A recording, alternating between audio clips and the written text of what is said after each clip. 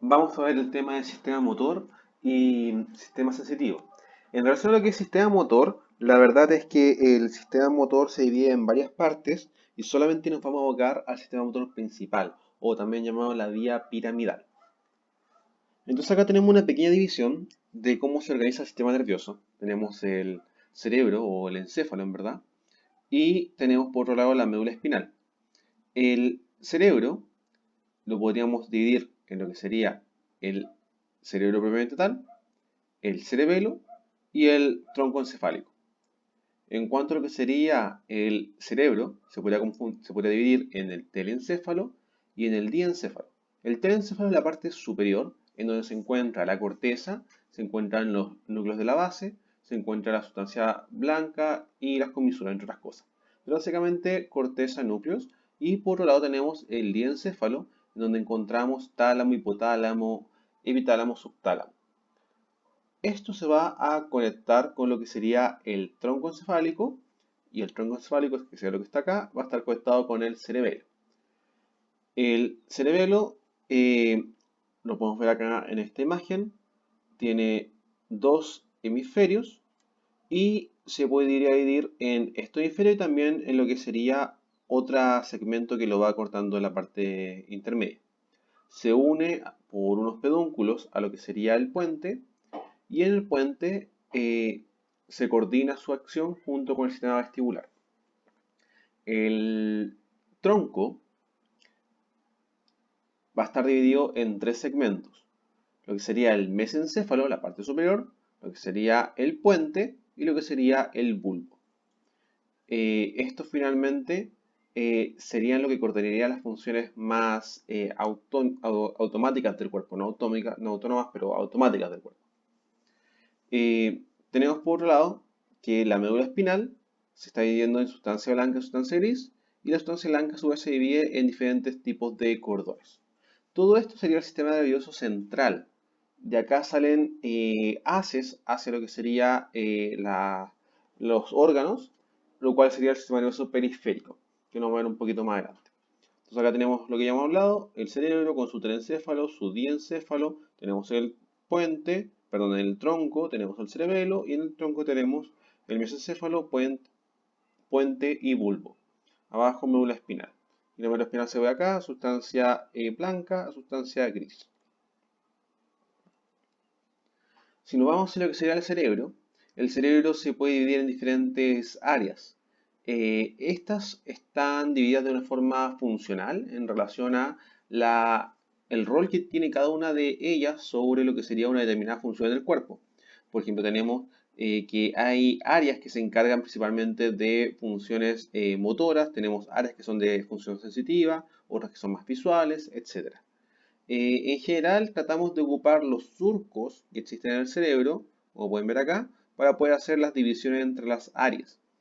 La verdad es que no importa en este momento tanto abocarse tanto a lo que serían las divisiones de la corteza, pero sí me gustaría que recordaran lo que sería el concepto del homúnculos, que se referiría a la división que tiene la corteza, si se ve desde medial hacia lateral, en relación al control sobre el cuerpo.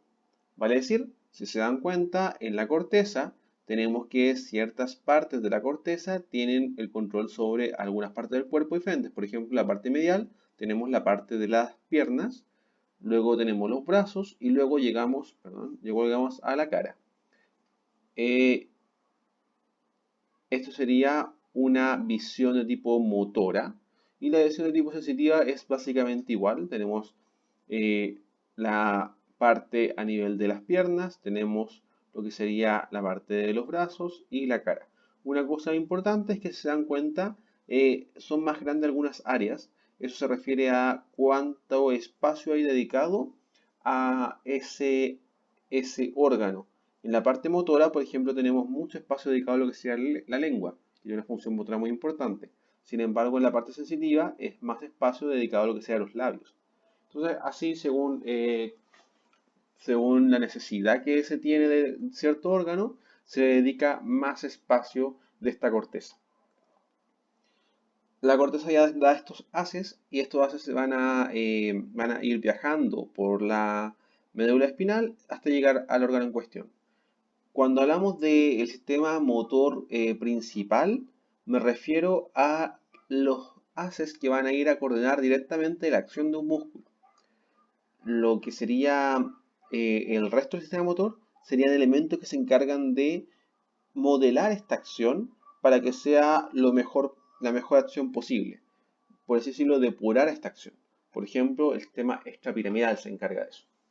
Eh, Acá una cosa importante es que en general, cuando estamos hablando de lo que sería el sistema motor, va a haber una acción en donde la- las señales van a cruzar de un lado hacia otro y van a llegar hacia lo que sería el músculo.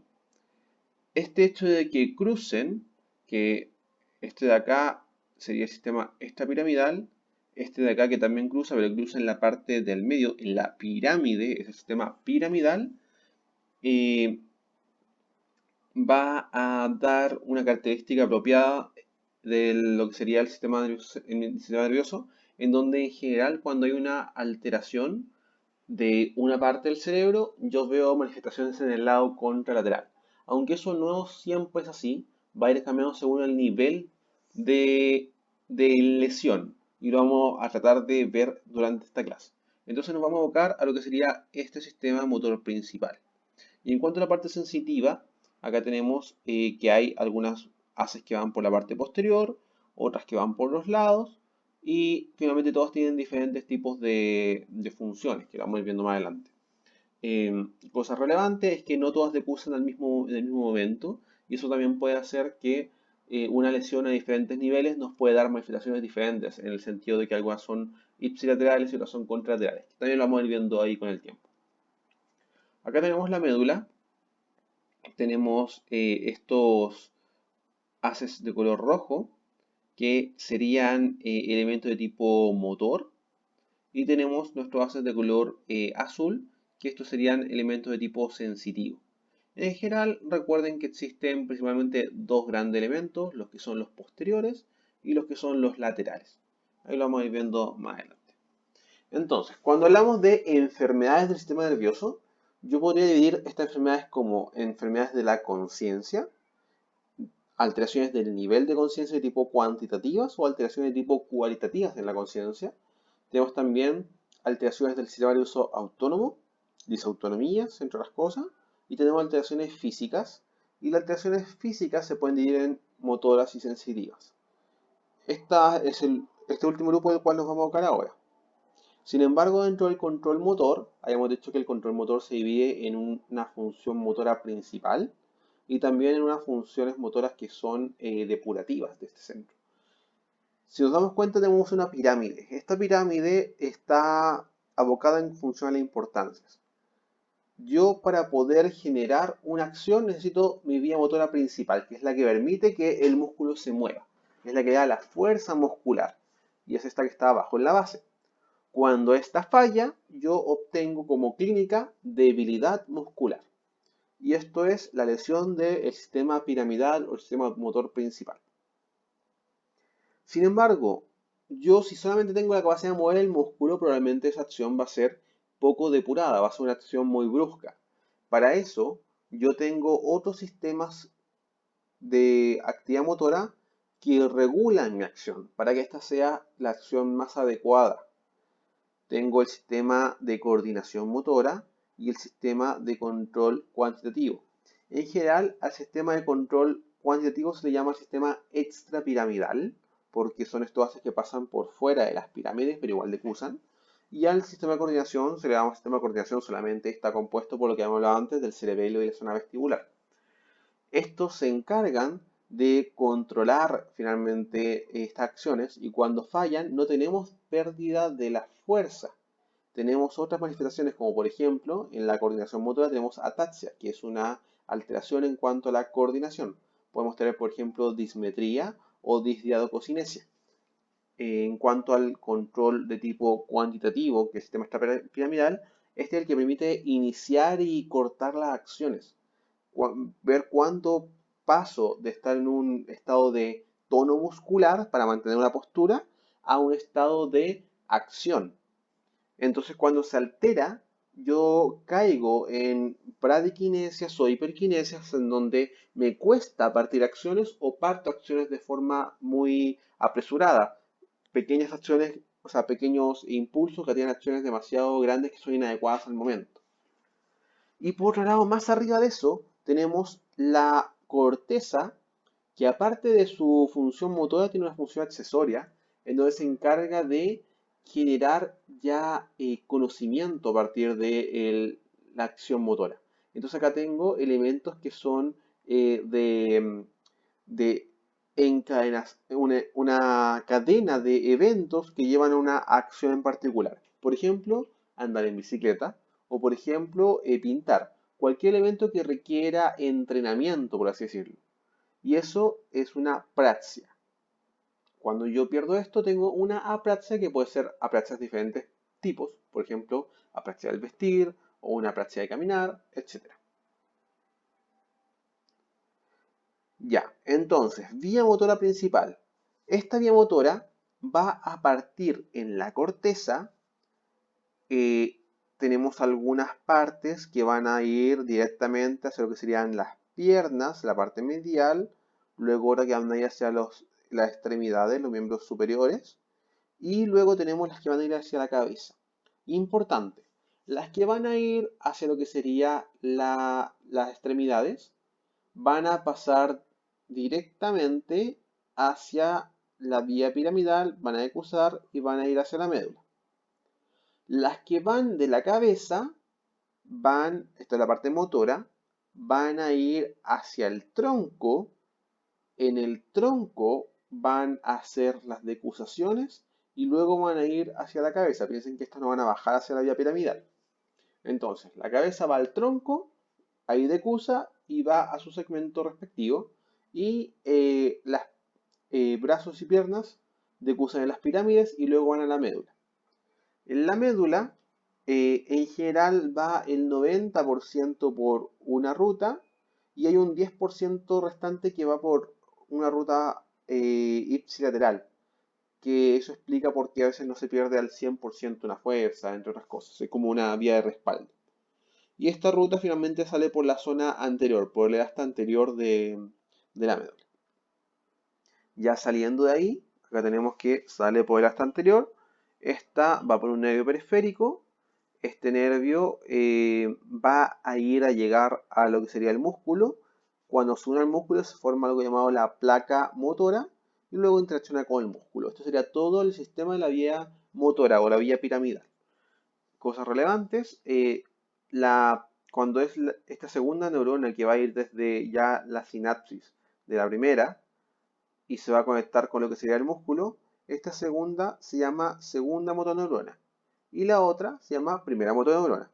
Un nombre muy obvio, pero lo importante es que se suele hablar de lesiones de primera motoneurona o lesiones de segunda y hay que tratar de reconocerlas para poder evaluar dónde está el nivel de la lesión. Para poder yo evaluar correctamente a qué nivel existe una lesión, yo puedo ocupar diferentes indicadores. Uno de estos es ver la fuerza. Por ejemplo, si yo tengo un paciente que tiene incapacidad para poder flexionar el antebrazo, entonces yo puedo decir que tiene una lesión a nivel del bíceps. El bíceps no está haciendo su función. Y si tiene una lesión a nivel del bíceps, puede ser que el bíceps tenga el problema o puede ser que los nervios que le van a dar la señal al bíceps estén alterados. Esos serían C5. Y así lo mismo puedo hacerlo con otras partes, como por ejemplo lo que sería la parte a nivel de las piernas, en donde yo podría ver que una persona que no puede extender la rodilla puede tener un problema a nivel de L3 o L4. Yo puedo también hacer estos ejercicios para poder ir valorando si un paciente tiene una lesión en cierta zona o para ir viendo la recuperación, qué zonas de la médula o qué zonas de qué nervios se han ido recuperando. Y también puedo hacerme una idea de riesgo. Por ejemplo, si se dan cuenta, C3 y C4 son los que se encargan del diafragma y por tanto de la respiración. Si yo veo que tengo un paciente con una lesión medular en la cual tengo C7 afectado, pero tengo C5 conservado, yo probablemente puedo decir que no hay riesgo de una falla respiratoria. Sin embargo, si veo que tengo C5 y, o sea, deltoides y bíceps que no actúan bien, yo podría plantearme que puede existir algún problema en lo que sería la parte respiratoria y puedo tal vez tomar precauciones al respecto. En la parte sensitiva, tenemos que esta parte desde acá abajo viaja hacia la asta posterior y acá hay dos caminos principales. Tenemos este haz de tipo azulito, que es la vía de los cordones posteriores, y este haz que es verde, que va a ir hacia lo que sería el fascículo espinotalámico, que es este, que va a ir de la parte de la médula hacia el tálamo. El haz que viene por posterior, lo estamos viendo acá arriba, va a subir por estos cordones posteriores y va a llegar a lo que sería el tronco, en donde va a ser su decusación hacia el tálamo y ahí va a ir a la corteza. O sea, si se dan cuenta, decusa recién en el tronco. En cambio, el haz que va a ir hacia la parte, o sea, este haz verde, va a decusar en la propia médula hacia la parte contralateral y aquí en la parte contralateral va a subir hasta lo que sería directamente el tálamo. Vale decir, los haces de los cordones posteriores van a decusar en el tronco. En cambio, los haces del fascículo espinotalámico van a decusar inmediatamente en la médula. Estos elementos nos van a permitir valorar finalmente si existe una lesión a nivel de médula o no, porque vamos a ver algunas alteraciones de tipo ipsilaterales y otras alteraciones de tipo contralaterales frente a alguna lesión de médula. Nuevamente la vamos a ir viendo más adelante, pero quiero que quede ese concepto instaurado.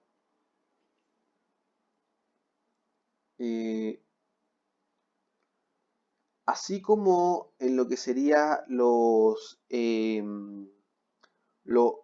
a decir, en los nervios hay diferentes funciones de cada uno de estos nervios. Algunos están monitorizando zonas musculares, otras la piel, otras se encargan de tener una función de transmisión más de dolor, otras más motoras, otras de propiocepción. Y para que eso se dé de forma adecuada, cada uno de los haces tiene diferentes características. Entonces, primero, habíamos dicho que disponemos de dos grandes sistemas. El sistema ventrolateral, que sería el que va a decusar inmediatamente, y el sistema de los cordones posteriores o hemiscal. En cuanto a lo que serían los elementos principales para poder hacer la diferenciación, resulta que el sistema de los cordones posteriores se encarga principalmente de la propiocepción y de poder hacer la discriminación entre algunos puntos o determinar si existe vibración u otras cosas. Creo que se quede principalmente que estos elementos se encargan principalmente de lo que sería la propiocepción. Esto es relevante debido a que son haces que se encargan de generar respuestas muy rápidas en el cuerpo y es por eso que en general tiene una velocidad mucho más rápida que la zona ventrolateral. Y estos haces se encuentran coordinándose directamente con lo que sería el sistema del cerebelo y la zona vestibular. Por lo tanto, cuando hablemos del sistema de coordinación, vamos a estar hablando de el sistema de los cordones dorsales, más el sistema vestibular, más el sistema del cerebelo. Esos tres son los encargados del sistema de coordinación. La vía ventrolateral, por otro lado, es la que se va a encargar de llevar algunos elementos sensitivos. Sin embargo, acá va a ir un tacto eh, que se encarga principalmente de valorar ciertas sensaciones de tipo dolorosas. Por ejemplo, eh, o sea, no solamente es dolor, es elemento de tipo dolor y también lo que sería el elemento de tipo de temperatura. Adicionalmente, la vía ventrolateral también tiene la capacidad de discriminar algunas sensaciones. Sin embargo, no es tan bueno en la discriminación de dos puntos, un tacto que es mucho más grueso. Se encarga de sentir elementos mucho más toscos, por así decirlo. La forma en la cual transmite si bien igual es rápida igual que la otra, si las comparamos es mucho más lenta. En la parte de abajo pueden ver la clasificación de las fibras y podemos ver la velocidad que tienen algunas fibras. Entonces tenemos que hay fibras de tipo A que generalmente son mucho más gruesas, se dan cuenta son mucho más gruesas que las otras, y estas se encargan de principalmente llevar elementos, por ejemplo, motores, propioceptivos o algunos otros elementos que en general van muy rápido. Estos son los que se encargarían, por ejemplo, si nos vamos a caer, estamos cayendo hacia un lado, hacer una respuesta para ver que estamos perdiendo el equilibrio y generar una respuesta inmediata hacia el lado contralateral. Y las fibras C, que son las que están acá abajo, son las que se encargan de llevar este dolor y temperatura y son mucho más delgadas, llevan una velocidad mucho más baja. De todas formas, estas son velocidades muy altas en sí, pero en comparación entre las dos hay una diferencia significativa.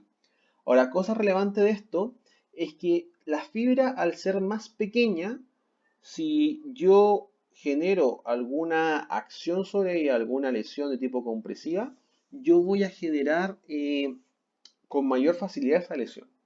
En cambio, las fibras más grandes puede que resistan un poco más esto.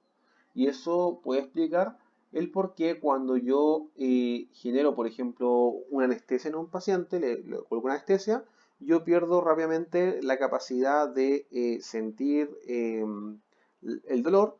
Sin embargo, hay otros elementos que se pueden mantener todavía, como por ejemplo sentir la presión u otras cosas que se van transmitiendo por fibras que son finalmente mucho más gruesas y son resistentes a estos estímulos externos.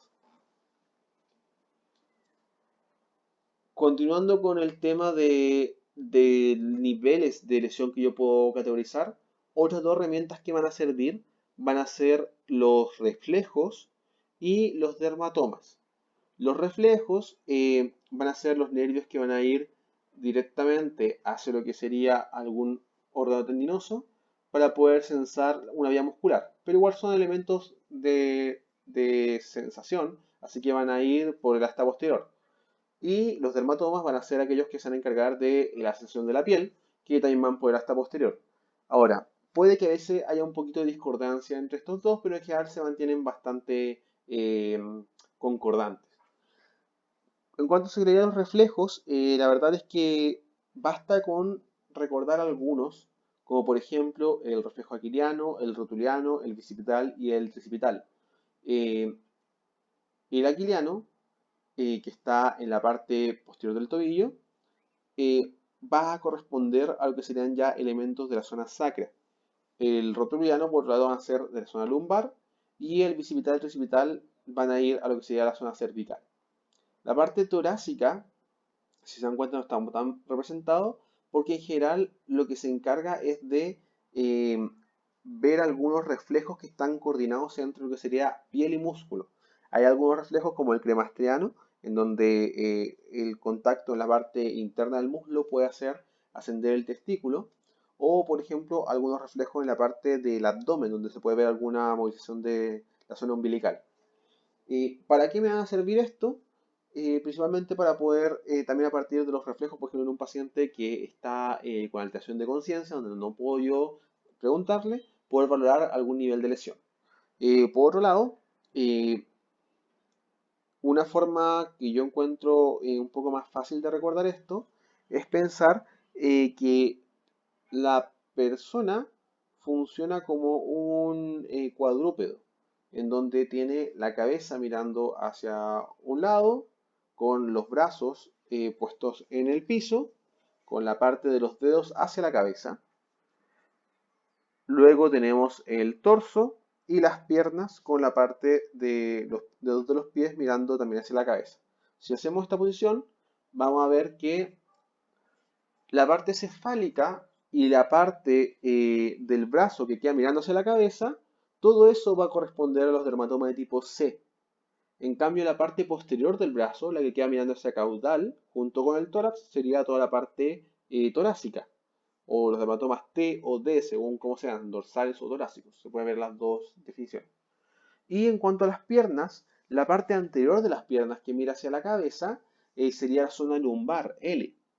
En cambio, la parte posterior de las piernas, junto con la parte del ano, sería la zona sacra o S. Y eso es relevante desde el punto de vista de, por ejemplo, lograr el riesgo de un globo vesical o de incontinencia anal u otras cosas, en donde, por ejemplo, la ausencia del reflejo aquiliano, que sería uno de la parte posterior de la pierna, o sea, S, podría también a mí darme indicios de que puede haber más riesgo de lesión a nivel de el control de esfínter u otras cosas. Acá hay un pequeño resumen de los tipos de reflejos. Tenemos acá los reflejos de tipo superficiales, que esto se refiere a donde yo toco la piel y a partir de eso genero algún tipo de respuesta motora. Eh, Le haya dicho que elementos como importantes son el cremestriano, por ejemplo, los reflejos abdominales, y también podría encontrar otros reflejos que sería, por ejemplo, el corneal, entre otras cosas, pero lo vamos a ver en la parte de compromiso de conciencia.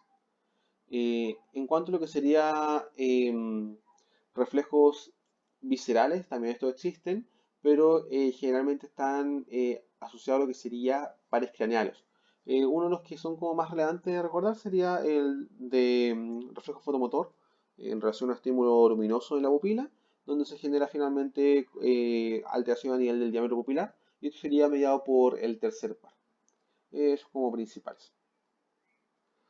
Ya, eso fue la introducción. Ya con eso en mente, cuando tenemos una lesión, yo puedo plantear que esa lesión puede ser del sistema nervioso central o del sistema nervioso periférico. Cuando la lesión es del sistema nervioso central, puede ser de la corteza, de la parte diencefálica, del tronco o de la médula. La verdad es que para hacerlo más fácil, yo diría que lo colocáramos como lesiones corticales, lesiones de tronco y lesiones de médula. Eso como que facilita un poco las cosas. En cuanto a la parte del sistema nervioso periférico, puede ser una lesión del nervio periférico o una lesión de la unión neuromuscular. En teoría, la lesión del músculo también va a generar una clínica similar, sin embargo no sería el sistema nervioso como tal, así que por eso no lo coloqué, aunque algunos autores lo colocan aquí como para tener una examen más global de la lesión. Entonces vamos a partir con el sistema nervioso periférico, en donde, como les dije, algunos autores colocan la parte motora, de tipo, o sea, la parte muscular como un elemento, otros colocan solamente la parte nerviosa y unión neuromuscular, ahí depende de quién lo clasifique.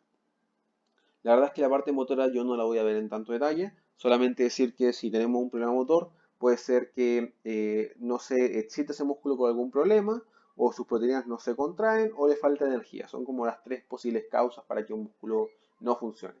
En general, la mayoría de las veces son alteración de proteínas contráctiles, vale decir, tenemos alguna inflamación que lesiona el músculo y por eso no se contrae. Es generalmente lo que vamos a encontrar.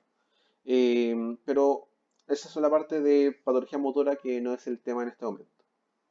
En cuanto a lo que es la coordinación entre el músculo y el sistema nervioso va a interaccionar con el músculo y va a lanzar los neurotransmisores para que el músculo active un potencial de acción y eso permita finalmente la contracción de este. Cosa importante acá es que recordemos que el músculo para poder actuar requiere principalmente de acetilcolina, ese es como el factor que va a permitir esta interacción, y la respuesta va a ser mediada por canales de sodio que van a permitir el potencial de acción y eventualmente esto gatilla una entrada de calcio.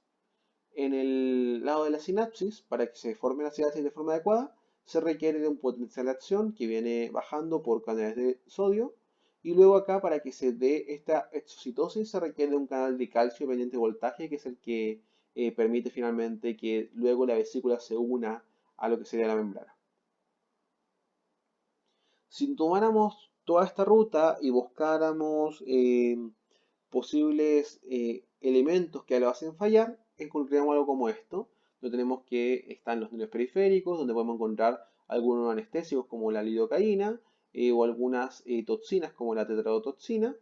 Luego tenemos la liberación de las vesículas, donde tenemos algunos elementos como la toxina botulínica acá como causando el problema, o el magnesio, que también puede ser relevante. Por otro lado tenemos más abajo encontramos lo que sería la depolarización, en donde tenemos algunos elementos como por ejemplo el curare. Luego tenemos la acetilcolina, el metabolismo de la acetilcolina, tenemos algunos inhibidores de la acetilcolinasa. Estos serían principalmente los órganos fosforados o algunos elementos tipo, eh, o sea, algunos elementos que se encargan de permitir parálisis muscular para hacer alguna acción médica. Tenemos luego la parte a nivel netamente muscular, luego tenemos la preparación del estímulo y la parte ya del músculo. Esa parte tenemos que saltar y vamos a tratar de simplificar la parte de arriba en estos tres puntos. La parte presináptica, o sea, donde se libera la acetilcolina, la parte sináptica, donde la acetilcolina actúa, y la parte postsináptica, que es decir, en la parte donde puede actuar, o sea, los receptores de acetilcolina.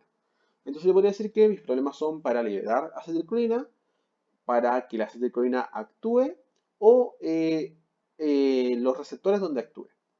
En general hay dos enfermedades importantes acá, que son el Eaton-Lambert, nunca sé si lo pronuncio bien, que es una enfermedad inmunológica, y la miastenia gravis, que también es una enfermedad inmunológica. Sin embargo, eso es extremadamente infrecuente de ver. Generalmente, la mayoría de las veces nos vamos a ver enfrentados a lo que serían las patologías tóxicas. La intoxicación del magnesio la van a ver en ginecología cuando tengan pacientes con preeclampsia, donde se le da mucho sulfato de magnesio para poder conseguir evitar las convulsiones, pero a veces se genera una intoxicación por sulfato de magnesio, una hipermagnesemia, que cuando llega a niveles muy altos, generalmente 7, un poco más, vemos que ya empiezan con problemas a nivel de la liberación de acetilcolina y porque bloquean el canal de calcio y esto generaría finalmente que el paciente pudiese caer en complicaciones tales como depresión respiratoria, entre otros. Acá también tenemos el botulismo, la toxina botulínica, que la van a ver en gastroenterología, principalmente en lo que sería la inyección de toxina botulínica en zonas como la parte gástrica, en la galacia, o sea, en la parte del esófago como la galacia, o también en pacientes que tienen alguna intoxicación por toxina botulínica. En cuanto a la parte de la actividad de la acetilcolina, principalmente acá lo que cobra importancia es que el aumento de la disponibilidad de acetilcolina puede generar una función de hiperestimulación que eventualmente impide que se sigan transmitiendo potenciales de acción. Entonces, por hiperestimulación, vamos a caer en un estado en el cual ya no voy a poder continuar transmitiendo una acción hacia el músculo y va a quedar paralizado, pero en hipertonía. Eso se da precisamente en crisis colinérgicas o en la intoxicación por órganos fosforados, en donde acá tenemos un diagrama donde tenemos acá la acetilcolina, la cual sale del nervio. Ya dijimos que para que salga necesita este calcio, puede ser que yo lo bloquee con toxina botulínica o con magnesio. Llega hasta lo que sería el canal, que puede ser que yo bloquee el canal con algún elemento como por ejemplo el curare. Y que esta acetilcolina tiene que degradarse para poder ser reutilizada y puede ser que yo esté impidiendo su degradación con algún inhibidor de este canal, como la neostigmina u otros elementos. Finalmente, cuando yo ya descarto que son toxinas las culpables, lo que me queda entonces serían las otras dos enfermedades. Lo importante es que las dos enfermedades podríamos decir que actúan en diferentes niveles. Una es presináptica y la otra es postsináptica. Y eso me permitirá buscar ciertas características clínicas para poder diferenciarlas. Las que son de tipo presinápticas eh, serían, las puse al revés, Eddington Lambert. Vamos a partir por miastenia gravis porque lo puse así en las diapos, en donde tenemos esta enfermedad que es de tipo postsináptica, en donde lo que ocurre es que hay un anticuerpo que se une al receptor de acetilcolina. Acá tenemos el receptor de acetilcolina en el cual se une este anticuerpo y al estar uniéndose no lo activa, sino lo que hace es dejar menos receptores viables para ser estimulados por la acetilcolina. Al la acetilcolina no poder unirse, entonces no se va a poder generar el estímulo de la unión neuromuscular y caemos en debilidad muscular. Hay características especiales, pero lo vamos a ver cuando lo comparemos con el otro. Eaton Lambert, acá tenemos que el problema es que el canal de calcio está alterado. En general, este canal de calcio actúa de una forma poco eficiente. Si se dan cuenta acá, esta línea punteada nos grafica que al haber poca eficiencia en el canal de calcio, se liberan pocas vesículas hacia el espacio presináptico y por lo tanto tenemos menos disponibilidad de acetilcolina para poder generar su acción. Esto finalmente nos va a dar dos grandes clínicas. En la miastenia gravis, lo que ocurre es que el paciente tiene pocos espacios sinápticos disponibles para permitir su acción de la acetilcolina. Si yo a ese paciente lo hago hacer muchos estímulos, le hago liberar mucha acetilcolina, va a llegar el momento, como este paciente está liberando toda la acetilcolina que tiene, va a llegar un momento en el cual no va a tener suficiente acetilcolina para poder liberar y por lo tanto la capacidad de la unión neuromuscular va a decaer aún más. Y por otro lado, este paciente, cuando esté recién relajado y no haya hecho nada, va a tener muchas vesículas de acetilcolina para poder liberarlas. Al haber tanta cantidad de acetilcolina, lo más probable es que pueda generar alguna acción a nivel de estos receptores. Por lo tanto, la miastenia gravis se caracteriza por mejorar en estados de reposo, cuando el paciente no está haciendo nada, está mucho mejor, pero cuando hace ejercicio durante el día progresivamente va empeorando. Otra cosa importante es que los músculos que se muevan más, o sea, los músculos pequeños como los oculares, son los que tienen principal problema. Entonces, estos pacientes tienen siempre patología de tipo ocular, generalmente hacen diplopía. Los músculos se cansan y no logran hacer reflejos de acomodación. Entonces acá pueden ver, hacen diplopía, en general mejoran con lo que sería el sueño o el estado de reposo en verdad, empeoran con el ejercicio. Y una cosa importante es que los anticuerpos se unen principalmente, o sea, para que se puedan unir, tienen que estar a cierta temperatura. Cuando yo cambio la temperatura, podría generar que se cambie la arquitectura del anticuerpo y que no se una de forma correcta. Y es por eso que cuando se ven enfrentados a frío, se unen menos los anticuerpos y por lo tanto queda más espacio disponible para la acetilcolina. Por lo tanto, se dice que responden al frío.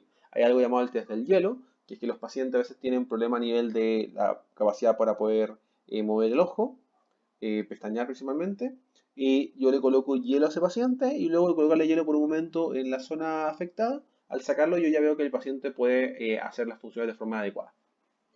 Generalmente estos pacientes pueden ser hombres o mujeres, pero predomina en mujeres y en general cuando son mujeres en edad bastante joven. En cambio, cuando son hombres, que son menos los casos, son un poco más añosos. Y tienen una relación con el tumor de timo. Entonces siempre uno le trata de buscar el patología a nivel del timo, sobre todo porque yo, haciendo una resección de este tumor, yo puedo tal vez curar la enfermedad. Puede ser que sea totalmente secundaria esta lesión. Ahora, esto era postsináptico. Ahora, en las presinápticas, como el síndrome de Eaton-Lambert, lo que ocurre es que el paciente tiene muchas vesículas de calcio, pero libera pocas. Si yo le repito la acción, le hago hacer más ejercicio, lo que voy a conseguir es que el paciente entre cada vez más calcio a ese botón presináptico y libere muchas más vesículas, por lo tanto tenga más disponibilidad de acetilcolina en el espacio. Y eso permita que se genere una mayor eficacia en la acción. Por tanto, estos pacientes, a diferencia de la miastenia gravis, mejoran con el ejercicio. Generalmente cuando parten están un poco más con dificultades para poder hacer los movimientos.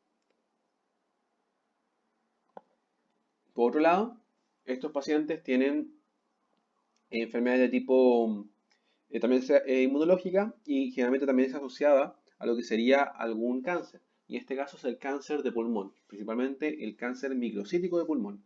Entonces hay que hacerle también un escáner de tórax para poder buscar ese cáncer porque puede ser que sea una reacción inmunológica secundaria a este cáncer ahí activo. Ya. Luego de pasar de las lesiones de la placa neuromuscular o de la unión neuromuscular, pasamos a las lesiones de los nervios. Las lesiones de los nervios pueden ser en el nervio mismo o en el inicio de los nervios, que sería en la salida de la médula. Cuando sale de la médula recién, se llama radiculopatía. Y en general, cuando tenemos una radiculopatía, el problema es que se está comprimiendo por algo. Por una vértebra, por un tumor, o está siendo infiltrado por un tumor, entre otras cosas. También podemos tener causas inflamatorias, pero son más raras. En general, son casi siempre de tipo compresivas.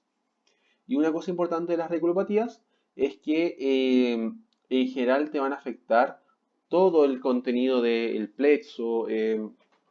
Por ejemplo, puede ser que tengas por una radiculopatía alterado toda la parte de C5, por ejemplo, o sea, un dermatoma completo, o incluso más de un dermatoma. A veces son 3 o 4 dermatomas en la parte del brazo, por ejemplo, entre otras cosas. Y dependiendo de la zona en la cual se compromete esto, puede ser que el paciente tenga un compromiso puramente sensitivo o que comprometa una raíz motora y una raíz sensitiva. En general son bastante como extenso el compromiso. En las neuropatías, por otro lado, yo puedo tener diferentes compromisos. Algo que son muy extensos, va a decir todos los nervios, o otros que son de solamente un nervio. Lo importante es que yo tengo que saber identificar bien qué compromiso tengo, porque esto me va a permitir hacer un diagnóstico más claro de cuál es la causa. Cuando yo me veo a la lesión de un puro nervio, por ejemplo el nervio radial, el nervio mediano o algún nervio a nivel de la parte de las piernas, yo lo que encuentro es una mononeuropatía y en general, casi en el 100% de los casos, el problema es una causa compresiva, igual que hemos visto antes, pero acá de un puro nervio. Y por otro lado, si es que yo tengo un compromiso de todos los nervios, veo que el paciente tiene alteración de la sensibilidad de las dos manos, de los dos pies, yo estoy frente a una polineuropatía. Y las polineuropatías en general son por una causa sistémica, por alguna patología inmunológica, inflamatoria, infecciosa, metabólica, etc. Ahora, cuando yo tengo un compromiso que está intermedio, que tengo algunos nervios afectados, no todos, y son bien reconocibles cuáles son los nervios afectados, yo estoy enfrente a una mononeuropatía, pero múltiple. Y cuando tengo esto, yo pienso en el 99.9% de los casos en vasculitis, en lesiones isquémicas que están lesionando muchos nervios. Es una enfermedad sistémica, pero que lesiona de forma aislada algunos lugares de la zona, entre ellos nervios. Ya, entonces, yo podría dividir esto en mononeuropatía, mononeuropatía múltiple y polineuropatía. Sin embargo, si se dan cuenta en el gráfico, hay un cuarto elemento que es trastornos de motoneurona inferior. Bueno, realmente los trastornos de motoneurona inferior yo podría sacarlos de ahí y colocarlos dentro de mononeuropatía y polineuropatía según corresponda. Porque pueden ser una mononeuropatía de un trastorno motor o una mononeuropatía de un trastorno sensitivo. Sin embargo, debido a que la forma de yo enfrentar al paciente con trastorno motor es diferente, pienso en cosas diferentes que los trastornos de tipo sensitivo, se suele, por conveniencia, colocar como un grupo aparte y clasificar las neuropatías en trastornos de motoneurona inferior, mononeuropatía, mononeuropatía múltiple y polineuropatía. Eh, en las siguientes diapos vamos a irnos refiriendo de esta forma a los diferentes trastornos. Entonces, partiendo con los síndromes de motoneurona, yo podría decir que los síndromes de motoneurona pueden ser de motoneurona superior y de motoneurona inferior. Los inferiores son del sistema nervioso periférico y los superiores son del sistema nervioso central. Cosas importantes para poder diferenciarlos: cuando yo tengo una lesión de motoneurona a nivel inferior, yo pierdo completa conexión con el músculo. Al músculo no le llega nada de estímulo. Por lo tanto, los músculos se atrofian y los músculos en general caen en hipotonía y sin reflejos, porque no hay forma de que se conecte mi cuerpo con el músculo. Eventualmente el músculo puede tener fasciculaciones que se producen después de la nervación, se liberan potenciales de acción de forma espontánea, dado que no hay ningún estímulo. Yo no estoy estimulando constantemente a ese músculo para que vaya, por decirlo, regulando sus electrolitos, sino que lo dejo solo y puede que eventualmente se abra un canal que otro y genere estas fasciculaciones. Ese es el primer punto, está totalmente denervado. El segundo punto importante es que cuando yo tengo una lesión de motoneurona superior, el músculo, si bien yo no le estoy mandando estímulos directamente, por lo tanto, igual en teoría está con ausencia de estímulos y por lo tanto sin generar estímulos tróficos, o sea, debiese también atrofiarse. Resulta que al yo no mandarle estímulos a la motoneurona inferior empieza a tener su propia potencial.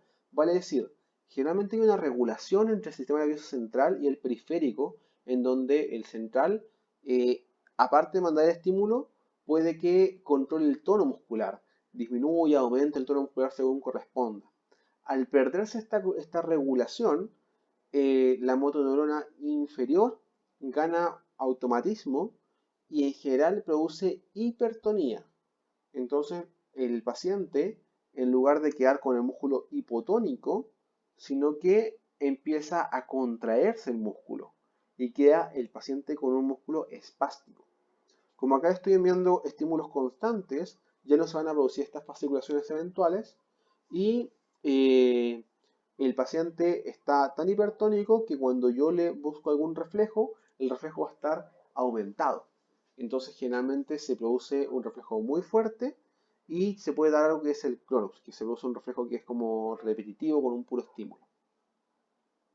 Hay otros reflejos que van a estar presentes, pero la verdad es que no, no valen tanto la pena en este momento mencionarlos. En cuanto a lo que serían los síndromes de motoneurona de tipo inferior, eh, yo voy a tener un montón de elementos que son de tipo genético asociado acá, que la verdad son poco frecuentes, así que no valen tanto la pena mencionarlo. Eh, llamaría acá la atención más que nada uno de los síndromes que sería la poliomielitis. Sin embargo, la vemos ya bastante poco, que sería un síndrome de puramente motoneurona inferior, pero un poco más sistémico. Sin embargo, lo que sí cobra importancia es que hay una enfermedad muy clásica que da un compromiso de motoneurona tanto superior como inferior, y que sería la esclerosis lateral amiotrófica, que eso sí nos vamos a mencionar en este momento. Eh, entonces, esas son las principales enfermedades. Ahora, cuando tengo un problema de motoneurona inferior, la mayoría de las veces es por lesión directa. O sea, tengo una lesión del nervio en sí y por eso no funciona ese nervio. Se cortó por una cirugía, por algo así. Eh, si es por una enfermedad sistémica, las medidas son genéticas. Pensar en polio en un paciente probablemente que sea de otro espacio demográfico, pero yo debiese tratar de buscar signos mixtos de motoneuronal superior y de inferior, porque si es así, lo más probable es que me enfrente a una esclerosis lateral amiotrófica. Entonces, la esclerosis lateral amiotrófica, la verdad es que la fisiopatología no se sabe al 100%. Se cree que hay mucho de estrés oxidativo, se cree que hay algo de excitotoxicidad por glutamato, se cree que hay algo de defectos proteicos, no está todo muy claro. Lo que sí está claro es que esta lesión es una lesión puramente de las proteínas de las motoneuronas y por tanto son trastornos puramente motores. Pero como son de las motoneuronas, afecta a motoneurona superior e inferior, por eso es mixto. Dentro de las teorías, se ha visto que hay principalmente alteraciones a nivel de la síntesis de algunas de las proteínas, hay radicales libres involucrados y hay una alteración a nivel de la capacidad de transporte por el axón de lo que serían los estímulos y también hay una alteración a nivel de algunos receptores en donde se acumula el glutamato. Este receptor está presente en el 80% de los pacientes con esclerosis lateral amiotrófica, en donde la mutación del receptor que absorbe el glutamato permite que quede más glutamato dando vuelta. La existencia de más glutamato va a estimular más una neurona y esa estimulación de la neurona va a hacer que entren constantemente electrolitos generando edema de la neurona. Sería como los mecanismos más aceptados. El otro sería que se malpegan las proteínas, que hay un defecto en el paso de la información. Y como ya hemos dicho, también el estrés oxidativo cobra mucha importancia ahí. Y sobre este estrés oxidativo, se ha visto que hay algunas mutaciones que están presentes en muchos pacientes, que sería de la superóxido dismutasa, que finalmente va a causar alteración a nivel de la mitocondria y eventualmente acumulación de radicales libres que podría generar estos daños. No está al 100% muy claro, no son tanto los casos que tienen esta alteración genética, algunos son como primarios, o sea, sin un evento familiar y no está al 100% claro cuál fue la causa.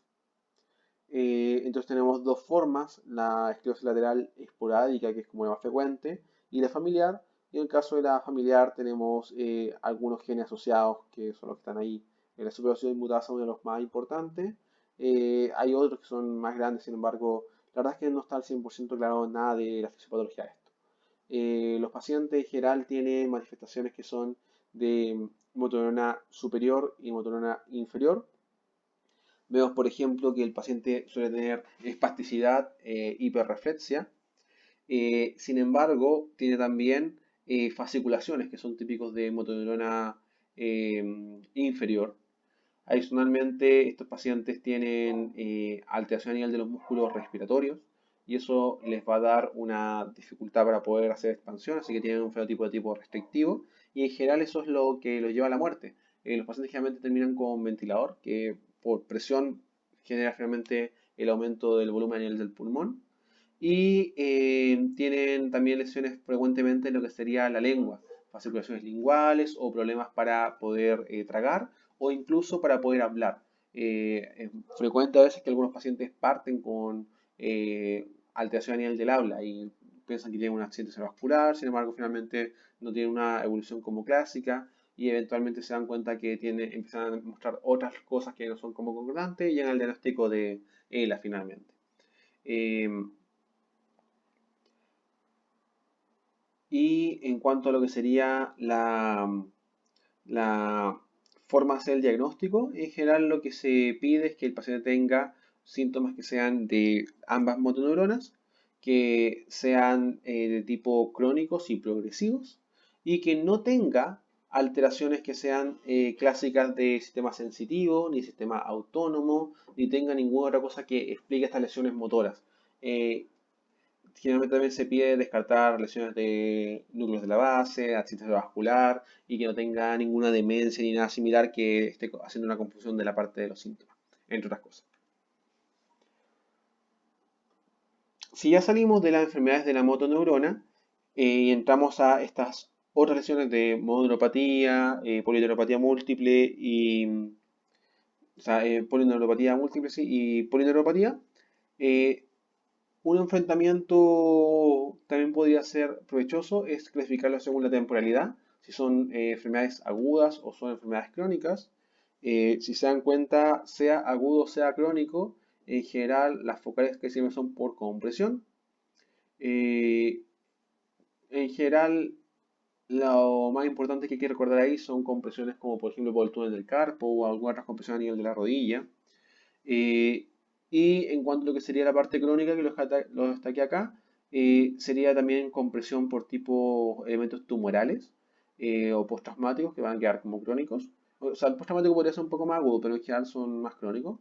Y las lesiones de tipo sensitivas que serían por herpes. En cuanto a lo que sería la mononeuropatía múltiple, si se dan cuenta aquí muestran varias, pero lo que quiero que quede en la mente 100% es que es vasculitis. Piensen en vasculitis y una vez que ya sepan que no es vasculitis, ahí piensen en todas las otras lesiones. Pero vasculitis como primera posibilidad siempre. Y en cuanto a lo que sería la polineuropatía, si se dan cuenta, cuando es aguda, la verdad es que hay alguna enfermedad bastante rara, está la vasculitis por ahí, pero una cosa importante es que una polineuropatía aguda generalmente puede llevar a pensar en VIH como una posibilidad. Y lo otro es los pacientes que están haciendo quimioterapia, sobre todo con arsénico, pueden tener también esta polineuropatía en relación a quimioterapia. Pero lo que más nos vamos a ver enfrentados nosotros son polineuropatías de tipo crónicas. Y las polineuropatías de tipo crónicas principalmente vamos a encontrar tóxicos y patologías metabólicas. Principalmente diabetes, encontramos el alcohol, encontramos algunas carenciales como el déficit de vitamina B12 y encontramos el Guillain-Barré como enfermedad eh, importante acá a descartar, que sale un poquito del resto de la norma porque no es tan benigna. Entonces, ya hemos dicho que mononeuropatía, túnel del carpo. El túnel del carpo, en general, una compresión a nivel del túnel del carpo, se comprime el nervio mediano. Cosa importante, el nervio mediano va a dar hacia lo que sería la parte sensitivo-motora de lo que sería la palma de la mano. Eh, la palma de la mano y algunos de los dedos, pero respeta lo que sería el dedo, el quinto dedo siempre. Por lo tanto, en la forma en la cual vamos a hacer la exploración, nos vamos a dar cuenta de que va a haber una marca muy notoria donde se va a decir que la alteración de la sensibilidad llega hasta la mitad del cuarto dedo, solamente hasta ahí. Y luego para la otra mitad del cuarto dedo y el quinto van a estar sin ningún problema. En general, estos pacientes también tienen algunos signos característicos, como por ejemplo que cuando yo comprimo ese túnel, veo más clínica, o sea, empieza con parestesia u otras cosas, que lo puedo hacer a partir de juntar los dorsos de las manos, la prueba que está acá arriba, o presionarlo yo directamente, y que a veces tienen como algunos elementos durante el despertar, que es el shaking, que hacen como eh, sacudidas de manos, como para poder que las manos les empiecen a responder. En cuanto a la etiología, hay una primaria que no está, que en algunos casos que no se llega a una causa de la etiología clara, y está la secundaria, que la secundaria la podríamos dividir en aquellas que es por compresión localizada, por un tumor, porque tuviste una fractura cerca, o por una infección que queda un absceso o algo así. Las que son sistémicas, que es lejos la más frecuente que hay que descartar, que sería hipotiroidismo, y la tenosinoiditis, que sería la más benigna, que sería el paciente usuario de computador. Lo clásico es una paciente oficinista que finalmente trabaja en unas situaciones poco ergonómicas y empieza con estos síntomas. Hay que descartarle sí o sí hipotiroidismo como diferencial porque por más que nosotros cambiemos la zona ergonómica del paciente, si el problema era una infiltración de mixedema por hipotiroidismo, no va a cambiar nada. Y también habría que descartar alguna otra malformación o alguna otra lesión compresiva, aunque generalmente eso se ven fácilmente o por la historia o por la exploración física inmediata. En cuanto al síndrome polineuropático, importante que siempre parte de la zona más larga, o sea, en los pies, y son simétricos, es poco frecuente que sean asimétricos.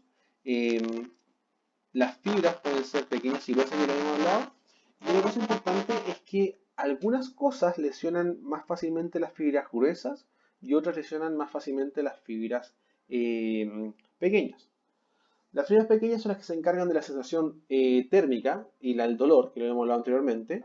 Y el alcohol tiene principal alteración de las fibras pequeñas. O sea, los pacientes que tienen una polidropatía por abuso de alcohol, en general tienen sensaciones de dolor o anestesia, o sea, sí, dolor o anestesia, o sea, igual sienten, pero el problema es que no sienten la parte nociceptiva en lo que serían manos, pies, y también pueden tener alteraciones de la sensibilidad de calores.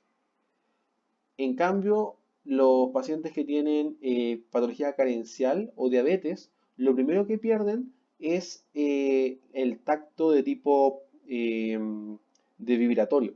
Entonces los pacientes lo primero que pierden es la capacidad de sentir las vibraciones.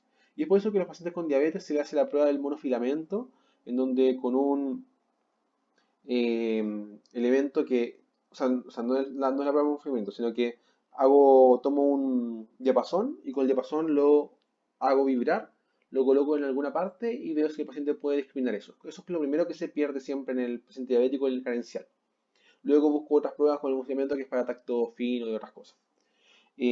Cosas importantes para el diabético, en general se afecta primero el ojo y el riñón y luego la parte de la piel. Así que si yo encuentro la piel afectada, o sea, encuentro una polineuropatía periférica, yo iría a plantear que puede tener ya lesión de ojo o de riñones. Una forma también de enfrentar las polineuropatías es si el daño es a nivel del axón o es a nivel de la mielina. Cuando las patologías son a nivel de la mielina, el paciente tiene señales que son de una amplitud normal, pero van más lento. Eso es lo importante. En cambio, cuando es una lesión a nivel del axón, el paciente tiene señales que tienen una amplitud disminuida, pero que van a una velocidad más o menos normal. Entonces, a partir de si yo veo si algo es desmilizante o es algo de tipo axonal, que eso lo voy a ver a partir del estudio electromiográfico, yo podría plantear diferentes etiologías. Por ejemplo, desmilizantes voy a plantear probablemente Guillain-Barré. En cambio, en las axonales voy a plantear casi todo lo demás, tóxico-metabólica, entre otras, y hay algunas que son más o menos mixtas, como lo que sería la diabetes. La neuropatía diabética era lo más frecuente que hemos visto. En general se presenta como una polineuropatía, sin embargo puede enfrentarse a casi todas las variedades. Entonces realmente uno dice que la diabetes puede dar un montón de tipos de neuropatías de tipo autonómicas, no autonómicas, etc. Pero en general lo más frecuente es que sea una polineuropatía como principal manifestación. La causa de esto es